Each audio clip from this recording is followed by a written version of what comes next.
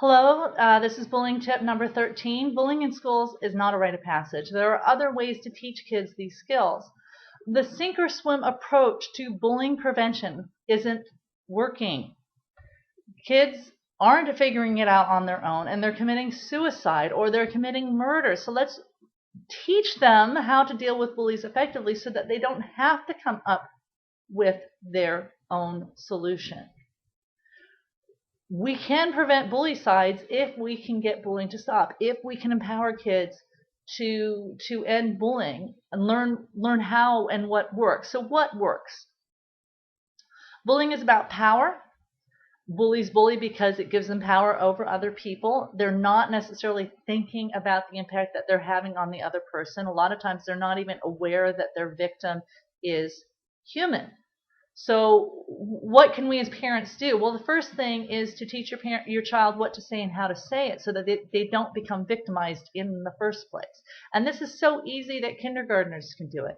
I have a friend I taught this to who taught it to her child who's 5 and who is a special needs child and who was getting hassled at school over her lunch. And she was able to learn this and do this and get the bully to leave her alone. She said when she said these, thank you very much for this information, it's very helpful to this girl, the girl just kind of stared at her and stopped and hasn't bothered her since. Arming your child with something they can say, having them practice how to say it to the bully so that their body language is correct, that their tone of voice is correct.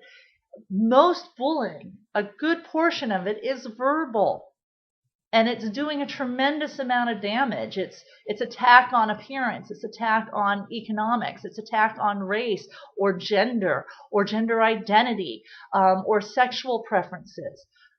These are attacks on the individual's identity, and because they're verbal, they can be responded to in a verbal way very effectively. And the way you do that is to acknowledge what the bully said and let them know that what they said was not okay. But you don't have to be rude when you do that. You don't have to get angry or show emotion. You simply say that's not okay. And you don't say that's not okay because the bully knows it's not okay. They want you to acknowledge it's not okay.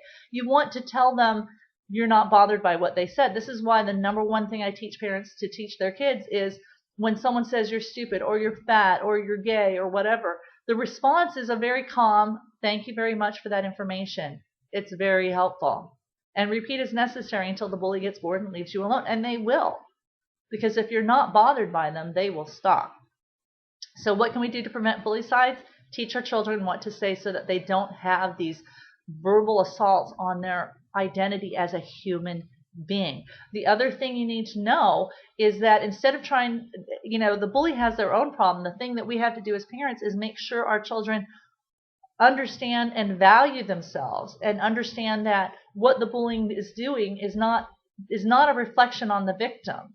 However the victim is absolutely okay. It's a reflection on the unhappiness of the bully. A lot of times bullies bully on these things because they're jealous, believe it or not, or they're envious in some way, shape, or form. I'm very sure that the girl that was teasing my friend's daughter for having a homemade lunch at school is jealous that her mom's not making her a lunch.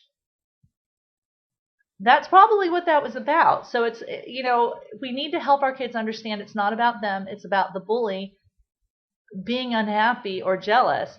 And then also arm our children with the words they can say to defuse and stop the bully so that they leave them alone. This is tip number 13. Bullying in schools isn't a rite of passage. There are other ways to teach these kids these skills, and we should so that we can stop kids from committing suicide. Thanks.